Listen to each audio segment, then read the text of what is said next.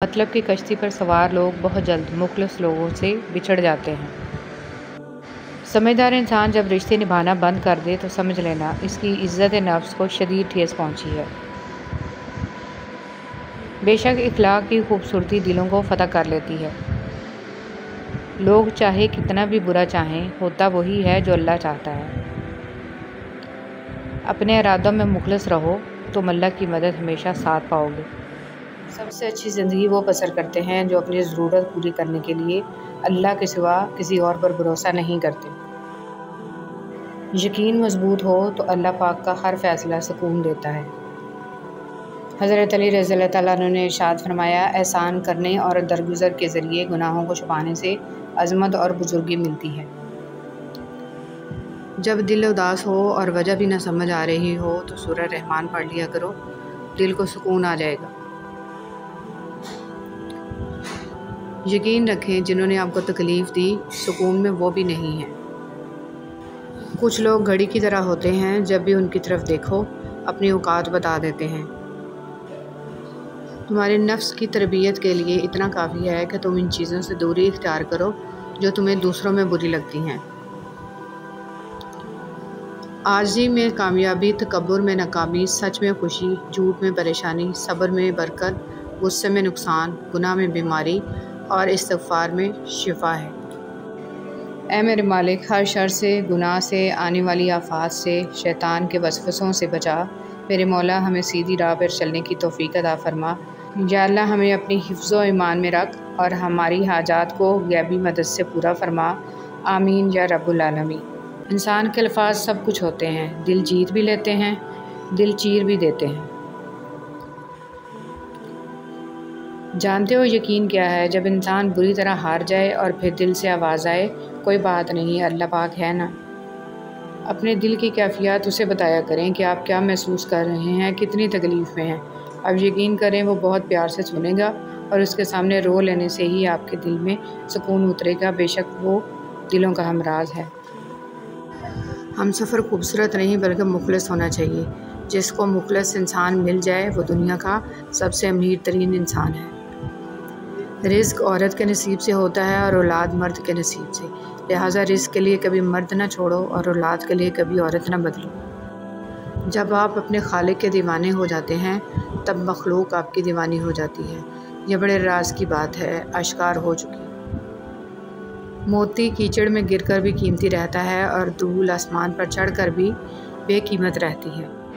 पंछी और इंसान अगर किसी और के दाने के आदी हो जाएं तो उन्हें आज़ाद कर देना चाहिए। जिसकी जैसी नीयत वो वैसी कहानी रखता है। कोई परिंदों के लिए बंदूक तो कोई पानी रखता है।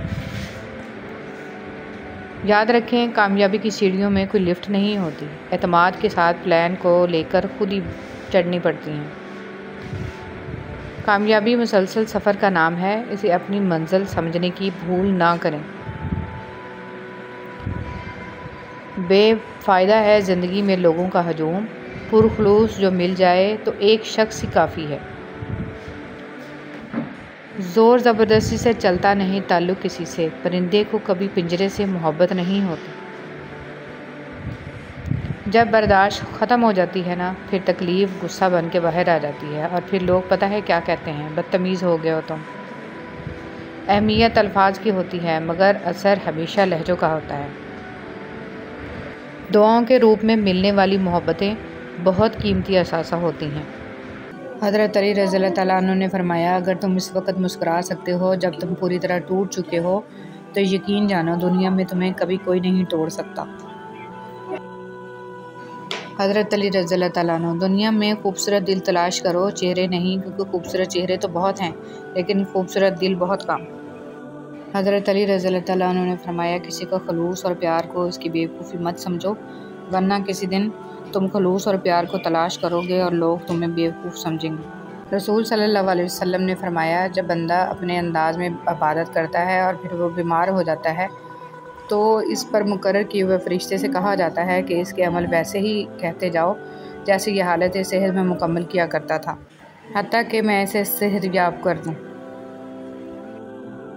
मौजा क्या है? क्या ये मौज़ा नहीं है कि अल्लाह ने अरबों की आबादी में तुम्हें खुद से करीब होने के लिए चुना है? क्या ये मौज़ा नहीं है कि अल्लाह ने इस गाफिल दुनिया में तुम्हें सजदे के लिए चुना है?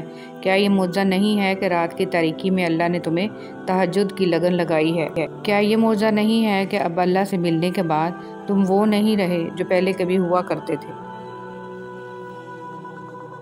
हुज़ूर अकरम सल्लल्लाहु अलैहि वसल्लम ने फरमाया, दुनिया की ज़ीनत 3 अशिया हैं, माल, औलाद, औरत। आखिरत की ज़ीनत 3 चीज़ें हैं, इल्म, तकवा और सदका। बदन की ज़ीनत 3 चीज़ें हैं, कम सोना, कम खाना, कम बोलना।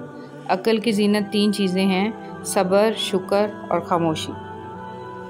तहज्जुद ऐसा मरहम है जिसके पास हर चोट का इलाज मौजूद है। बस तुम्हें यकीन रखना है, फिर वो ज़ख़म भी भर जाएंगे जो तुम्हें लगता है कि कभी भर नहीं सकते, और वो किससे भी मुकम्मल हो जाएंगे जो तुम्हें लगता है कि उन्हें कोई मुकम्मल नहीं कर सकता। और मत भूलो, तुम्हारा रब सब कुछ कर सकता है, सब कुछ। तहज्जुद का खामोश सजदा और ज़ार ज़ार बहते हुए आंसुओं को वो कभी ज़ाया नहीं करता। जब गुजारिश लाडली इबादत में की जाए तो लाडले की दुआ कहाँ अधूरी रह सकती है। कायनात जो भी कहे फिर वो होकर रहता है जो उसका बंदा उससे मांग लेता है। सुनो, तुम्हें सब मिल जाएगा जो तुम चाहते हो। तुम्हारा सजदे में अल्लाह के सामने गिड़गिड़ाना कभी ज़ाया नहीं जाएगा। अल्लाह तो हर दुआ पूरी करते हैं, और जो तहज्जुद में मांगी जाए इस दुआ का तो मकाम ही बहुत है। मायूस ना हुआ करो, अल्लाह तुम्हें बहुत करीब से देख रहा है। वो जानता है कि कौन सी अज़ियत तुम्हें तोड़ रही है। अल्लाह तुम्हारी दुआ, तुम्हारी चाहत जल्द ही तुम्हें लौटा देंगे। इंसान तो हर घर में पैदा होते हैं, मगर इंसानियत कहीं कहीं जन्म लेती है। इमाम हुसैन रज़ियल्लाहु तआला अन्हु। अगर लोगों को इज़्ज़त देना और माफ़ करना तुम्हारी कमज़ोरी है तो तुम दुनिया के सबसे ज़्यादा ताकतवर इंसान हो। हज़रत अली रज़ियल्लाहु तआला अन्हु। ज़माने के साथ चलना अच्छी बात है, मगर कोशिश करो तो खुद इस काबिल हो जाओ कि ज़माना तुम्हारे साथ चलने में फ़ख्र महसूस करे। हज़रत अली रज़ियल्लाहु तआला अन्हु। झूठ बोलकर भरोसा तोड़ने से बेहतर है कि सच बोलकर रिश्ता तोड़ दिया जाए। रिश्ता फिर जुड़ जाएगा, लेकिन भरोसा कभी नहीं जुड़ता। हज़रत अली रज़ियल्लाहु तआला अन्हु। बेबस की आँख से टपकने वाला आंसू कितनी ही बातों पर फ़ौक़ियत ले जाता है। कोई भी इंसान पूरी दुनिया के लिए नहीं जीता, बल्कि कुछ ख़ास लोगों के लिए जीता है जो उसकी सारी दुनिया होते हैं। वक्त के समझाने का तरीका सख्त और कर्बनाक होता है, मगर ये भी सच है कि वक्त की समझाई बात हतमी होती है और सारी ज़िंदगी के लिए समझ आ जाती है। तहज्जुद की नमाज़ तक पहुँच जाओ तो समझ लेना कि अल्लाह ताला ने अपने करीब कर लिया है, क्योंकि ये वो नमाज है जो मौज़िन की अज़ान पर नहीं, दिल की अज़ान पर पढ़ी जाती है। जब खलूस ख़त्म होता है तो सादगी ख़त्म हो जाती है, तब बनावट और सजावट जन्म लेती है और लोग तकल्लुफ़ में पड़ जाते हैं और अपने बातन को पाकीज़ा बनाने की बजाय अपने ज़ाहिर को सजाने में लग जाते हैं। इंसान दोनों मामलात में बेबस है, दुख से भाग नहीं सकता और खुशी को ख़रीद नहीं सकता। अल्लाह तुम्हें तब तक तोड़ता है जब तक तुम इससे जुड़ नहीं जाते। वो तुम्हें तब तक बेसुकून रखता है जब तक तुम अपना सुकून इसमें तलाश नहीं कर लेते। वो तब तक तुम्हें आर्जी मोहब्बतों की तलब लगाए रखता है जब तक तुम उसकी मोहब्बत की पहचान नहीं कर लेते। रसूल सल्लल्लाहु अलैहि वसल्लम ने फरमाया, अल्लाह अज़्ज़ा व जल फरमाता है, मैंने अपने नेक बंदों के लिए वो कुछ तैयार कर रखा है जिसे किसी आँख ने देखा है, ना किसी कान ने सुना और ना किसी इंसान के दिल में इसका ख्याल तक आया है। सारी बात तौफ़ीक की होती है। जब अल्लाह ताला नाराज़ होता है तो सजदे की तौफ़ीक भी छीन ली जाती है। फ़र्ज़ नमाज़ें भी अदा नहीं हो पाती हैं, और जब वो राज़ी हो जाए तो आधी रात को जगाकर अपने हुज़ूर खड़ा कर लेता है। या अल्लाह, तो मेरे नसीब में वो लिख दे जिसकी मुझे चाहत है, वो दुआ जो मेरी नमाज़ों में है, वो दुआ जो मेरे वजूद में है। ए रहमान और रहीम, तू दिलों के हालों को बेहतर जानता है। मुझे वो अता कर जिसकी तमन्ना मुझे बेसुकून रखती है। बेशक बेशक तू कुन फ़यकून का मालिक है। आमीन सुम्मा आमीन या रब्बुल आलमीन। तहज्जुद बहुत ताकतवर इबादत है, क्योंकि ये सवाब या गुनाह के खौफ से आरी है। तहज्जुद तक इंसान तब पहुँचता है जब सारी हसरतें दिल का साथ छोड़ देती हैं। फिर इंसान ये नहीं सोचता कि इतना सवाब मिलेगा या इतना गुनाह मिलेगा, तब बस इंसान ये सोचता है कि अल्लाह मिलेगा, अल्लाह से मुलाकात होगी। जाती है तो कोई भी दुआ देने वाला नहीं होता, और जब बाप छोड़ कर जाता है तो कोई भी हौसला देने वाला नहीं होता। या अल्लाह मेरे वालिदैन को जन्नत में आला मुकाम अता फरमा, आमीन। अच्छी बात कोई भी कहे तो उसे पल्लू से बांध लो, क्योंकि जब किसी मोती की कीमत मालूम की जाती है तो कोई नहीं देखता कि उसे समंदर की तह से निकालने वाला कौन था।